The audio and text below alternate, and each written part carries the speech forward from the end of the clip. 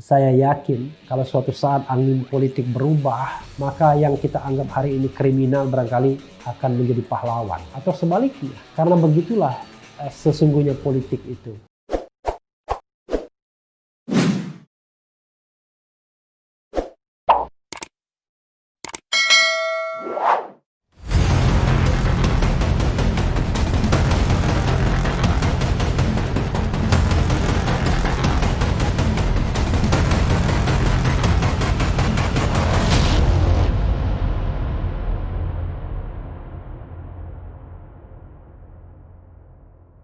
Assalamualaikum warahmatullahi wabarakatuh, Sobat RH sekalian. Jumpa lagi kita di channel yang keren ini, keren cadas ya.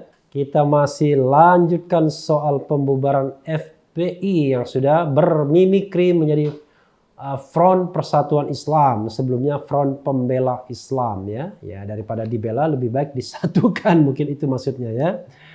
Kita bacakan sesuatu yang tentu diingintahukan masyarakat ya. Masyarakat ingin tahu ya, yaitu 6 alasan pemerintah bubarkan FPI. Nanti kita bahas satu-satu ya. Jakarta, CNN Indonesia, Wakil Menteri Hukum dan HAM Edi Hiarij mengungkapkan bahwa pelarangan organisasi Front Pembela Islam FPI setidaknya didasarkan oleh 6 alasan. Oke, kita bahas satu-satu ya. Hal itu tertuang dalam keputusan bersama Mendagri, Menkumham, Menkominfo, Jaksa Agung, Kapolri, dan Kepala BNPT nomor 220/4780 tahun 2020, nomor 264 tahun 2020, KB-3/12/2020 tentang larangan kegiatan penggunaan simbol dan atribut serta penghentian FPI. Alasan itu tercantum dalam bagian menimbang di keputusan bersama itu yang dibacakan oleh Edi di Jakarta Rabu 30 Desember. Baru saja diangkat sebagai Wamenkum sudah menghadapi soal seperti ini. Dan ini akan tercatat dalam sejarah ya. Pertama, kata Edi, keberadaan Undang-Undang Nomor 17 Tahun 2013 sebagaimana diubah dengan Undang-Undang Nomor 16 Tahun 2017 tentang Ormas terkait dengan tujuan untuk menjaga eksistensi ideologi dan konsensus bernegara Pancasila, Undang-Undang Dasar 1945, keutuhan negara dan Bhinneka Tunggal Ika. Oke ya, umum ya masih ya. Kedua, isi anggaran dasar FPI bertentangan dengan pasal 2 Undang-Undang Ormas. Ya, kita lihat nantinya. Ketiga, FPI belum memperpanjang surat keterangan terdaftar FPI sebagai Ormas yang berlaku sampai tanggal 20 Juni 2019. Sesuai dengan keputusan Mendagri tanggal 20 Juni 2014. Dan sampai sekarang FPI belum memenuhi syarat untuk memperpanjang SK itu. Maka secara de jure mulai 21 Juni 2019 FPI dianggap bubar, kata Edi. Ya. Ini hadiah ulang tahun Presiden Jokowi ya, karena 21 Juni itu ulang tahun Presiden Jokowi. Keempat, kegiatan Ormas tidak boleh bertentangan dengan pasal 5, pasal 59 ayat 3, pasal 59 dan pasal 82 Undang-Undang Ormas. Kelima, ada 35 orang pengurus dan anggota FPI yang pernah terlibat terorisme dan 29 orang telah dipidana. Di samping itu 206 orang terlibat pidana umum dan 100 telah dipidana, tambah Edi. Keenam, pengurus dan anggota FPI kerap melakukan razia atau sweeping di masyarakat padahal itu tugas aparat. Berdasar pertimbangan itu perlu menetapkan keputusan bersama Mendagri, Menkumham, Menkominfo, Kapolri, Jaksa Agung, Kepala BNPT tentang larangan kegiatan, penggunaan simbol dan atribut, serta penghentian FPI mengingat pasal 28C ayat 2, pasal 28D Undang-Undang Dasar 1945 tandas Edi. Ya, Sobat Era sekalian, itu alasan-alasannya ya. Tapi coba kita lihat ya.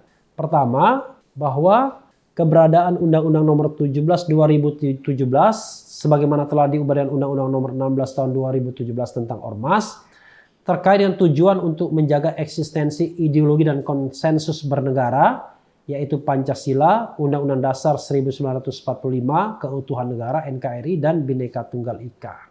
Permasalahannya adalah apakah FPI anti Pancasila? apakah FPI anti Undang-Undang Dasar 1945 dan anti kebinekaan? So far saya tidak melihat itu. Paling tidak dalam 2 bulan terakhir ya, ketika saya coba mendalami soal FPI. Saya sudah sampaikan dalam pidato 212 Habib Rizik bahkan bicara revolusi akhlak dalam perspektif Pancasila. Yaitu bagaimana mengejawantakan nilai-nilai Pancasila, mulai nilai ketuhanan, nilai kemanusiaan, nilai persatuan, kerakyatan, dan nilai keadilan.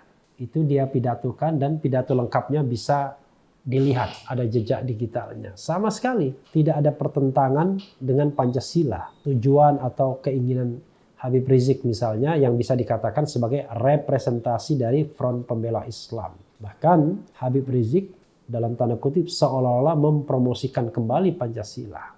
FPI bersama beberapa aliansinya dalam wadah anak NKRI, yaitu Aliansi Nasional Anti Komunis NKRI, justru berdemo melakukan aksi unjuk rasa untuk mempertahankan Pancasila dan menolak undang-undang atau rancangan undang-undang HIP yang akan membelah Pancasila menjadi Trisila dan Ekasila, serta lebih mengutamakan pasal gotong royong ketimbang ketuhanan yang Maha Esa. Jadi saya tidak melihat bahwa mereka anti Pancasila. Bahkan ketika membentuk Front Persatuan Islam untuk menggantikan Front Pembela Islam, mereka juga mengatakan bahwa perjuangan agama bangsa itu didasarkan pada Pancasila dan Undang-Undang Dasar 1945. Jadi menurut saya secara faktual tidak benar kalau FPI dianggap berusaha mengubah ideologi negara atau menentang Pancasila. Yang kedua, isi anggaran dasar FPI bertentangan dengan pasal 2 Undang-Undang Ormas.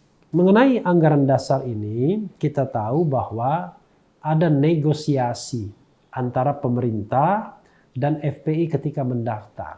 Pemerintah berkeberatan dengan penggunaan kata-kata tertentu dan FPI kemudian berusaha juga mengubah kata-kata tersebut dan menjelaskan maksudnya tetap within the system. Jadi masih dalam area jawab jinawab ya antara pemerintah dengan FPI soal anggaran dasar ini. Dan FPI sudah memasukkan Pancasila dalam anggaran dasar dia dalam Munas terakhir. Sebenarnya tinggal dinegosiasikan saja. Kalaupun kemudian tidak tercapai negosiasinya, tidak ada alasan juga untuk membubarkan kalau tindakan-tindakan FPI tidak bertentangan dengan hukum. Katakanlah dia mencantumkan khilafah, karena menurut Munarman misalnya khilafah itu tercantum karena memang ada keyakinan soal akhir zaman, adanya Imam Mahdi misalnya. Sehingga itu adalah untuk akhir zaman misalnya. Maka yang harus kita lihat adalah apakah ada tindakan-tindakan misalnya FPI yang akan melanggar undang-undang. Ada juga yang menyebutkan itu tercantum kan karena ada kerjasama ekonomi, politik, sosial, budaya dengan kelompok-kelompok atau organisasi Islam di dunia ini. Jadi wilayah itu masih debatable. Dan tidak ada putusan pengadilan yang sama sekali mengatakan bahwa ideologi itu bertentangan. Kecuali subjektivitas pemerintah. Ketiga, FPI belum memperpanjang surat keterangan terdaftar FPI sebagai ormas yang berlaku sampai 20 Juni 2019. Sehingga secara de jure mulai 21 Juni FPI dianggap bubar. Bagaimana ini?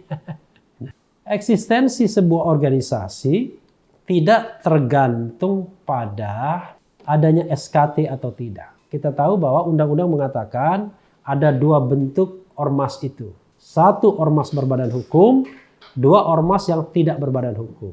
Nah, ormas yang tidak berbadan hukum itu, kalau berbadan hukum sudah pasti terdaftar, karena untuk mendapatkan badan hukum pasti dia mendaftar.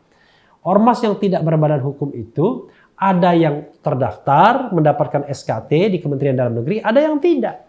FPI sebelumnya terdaftar, tapi kemudian rupanya harus memperbarui pendaftaran tersebut, dan ini juga aneh sesungguhnya. Tapi oke lah, karena itu adalah tindakan administratif. Tapi sekali lagi, kalau tidak terdaftar atau tidak mendaftar, bukan berarti ormas tersebut ilegal atau tidak sah. Karena kemerdekaan berserikat dan berkumpul mengeluarkan pendapat itu dijamin oleh konstitusi.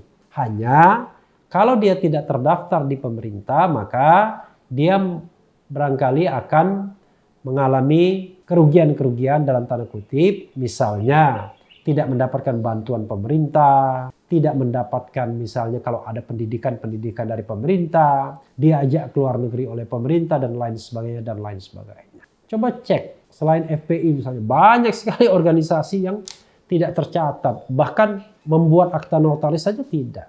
Tapi mereka bisa mensosialisasikan ide dan gagasan. Bahkan ada organisasi yang itu saja orangnya. Sejak belasan tahun sudah ya, orangnya itu saja. Ketuanya dia, sekretarisnya dia, kira-kira begitu, bendaharanya dia.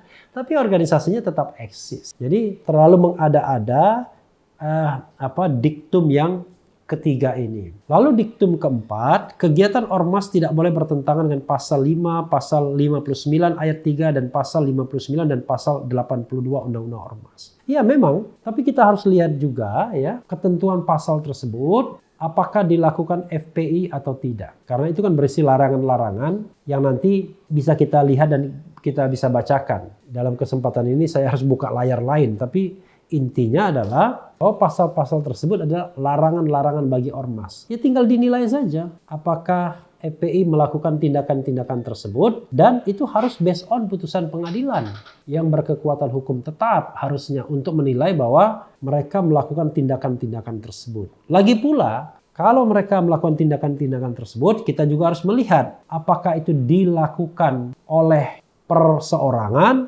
atau dilakukan oleh lembaga. Nanti bagian akhir saya mau membuka pasal-pasal yang dipermasalahkan itu ya. Pasal 5, pasal 59 ayat 3 dan pasal 59, pasal 82 Undang-Undang Ormas. Kelima, ada 35 orang pengurus dan anggota FPI yang pernah terlibat terorisme dan 29 orang telah dipidana. Sobat era sekalian, ini lucu. Itu sama saja kita ingin mengatakan bahwa ada puluhan orang dari partai politik A yang terlibat tindak pidana dan sudah dipidanakan, divonis. Kenapa tidak dipermasalahkan misalnya? Atau kalau dia merupakan underbow dari partai politik, kan ada ormasnya juga mereka. Dan jangan lupa, korupsi adalah extraordinary crime, kejahatan luar biasa. Kenapa kita hanya bicara tentang terorisme, kita tidak bicara kejahatan-kejahatan luar biasa lainnya seperti korupsi? Kenapa tidak ada pikiran untuk membubarkan partai politik? Jadi yang benar adalah kalau mereka melakukan tindakan itu, ya itu adalah tanggung jawab individual mereka.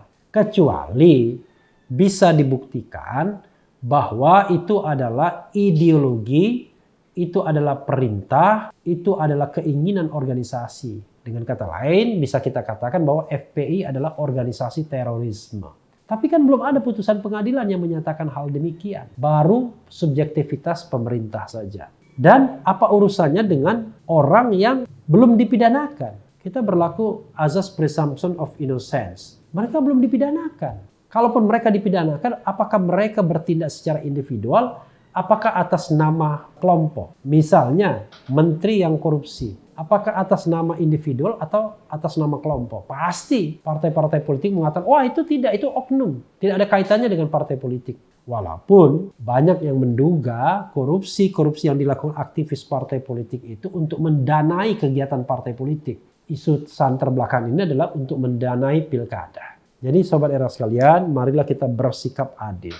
Keenam, dan ini lebih lucu lagi, pengurus dan anggota FPI kerap melakukan razia atau sweeping di masyarakat padahal itu tugas aparat. Ya memang tidak boleh.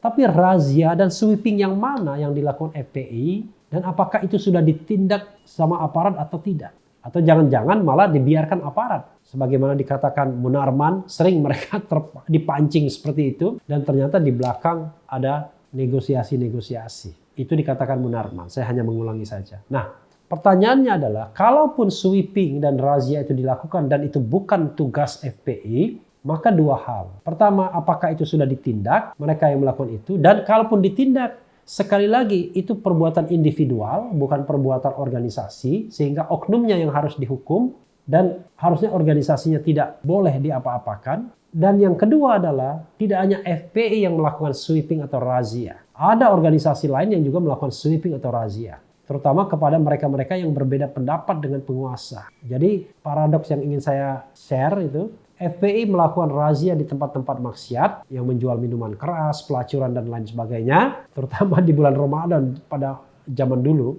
Tapi ada organisasi lain yang melakukan sweeping razia kepada ulama dai yang mau berceramah. Jadi mereka FPI melakukan di tempat-tempat yang memang dilarang. Kalau ini justru melarang orang-orang yang mau menyampaikan kebenaran. Kebetulan saja orangnya tidak disukai pemerintah dengan alasan mengganggu ketentraman dan lain sebagainya yang merupakan juga tugas polisi. Jadi dalam konteks ini saya sepenuhnya setuju ya bahwa FPI dan organisasi apapun tidak boleh menggantikan tugas polisi. Tapi sekali lagi, apakah itu kemudian cukup alasan untuk membubarkan FPI? Sobat Era sekalian, memang jadinya miris ya kalau kemudian lebih banyak subjektivitas yang bermain ketimbang objektivitas. Karena kita tahu bahwa kekuasaan hari ini not in favor kepada FPI dan arus kanan dalam politik Indonesia.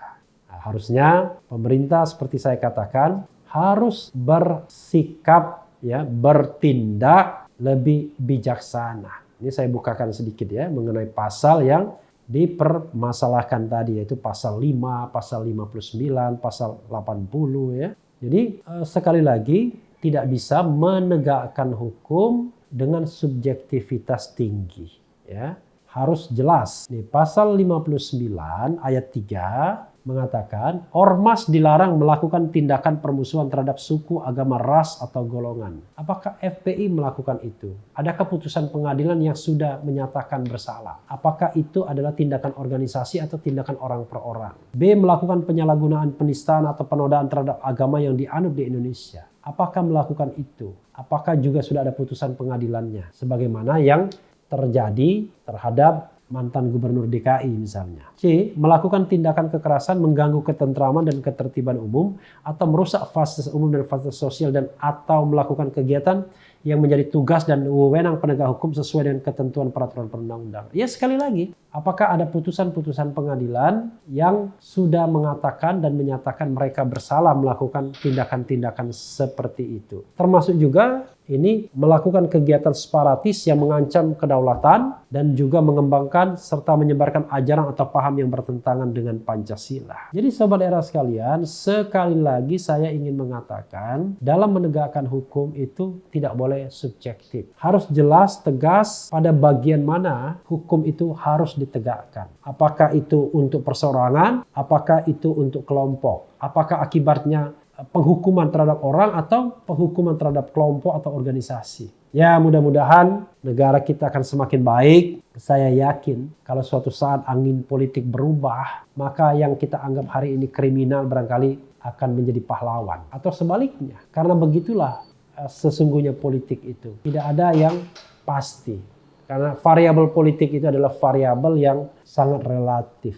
Dan hari ini kebetulan saja FPI adalah kelompok yang kira-kira kalah dalam pertarungan politik dalam tanda kutip. Tetapi bukan tidak mungkin suatu saat jangan-jangan orang akan membenarkan FPI ketimbang kelompok-kelompok politik lainnya atau penguasa saat ini. Ya mudah-mudahan semuanya bertambah baik, akan baik pada waktunya nanti. Negara ini, demokrasi kita tetap pegang teguh, kebebasan tetap ada dan udara kebebasan itu masih berhembus. Yang penting tetap di channel ini, karena di channel ini Anda akan dirayu, ditipu, dibaperin, dicecar, diuber pula di jalur khusus.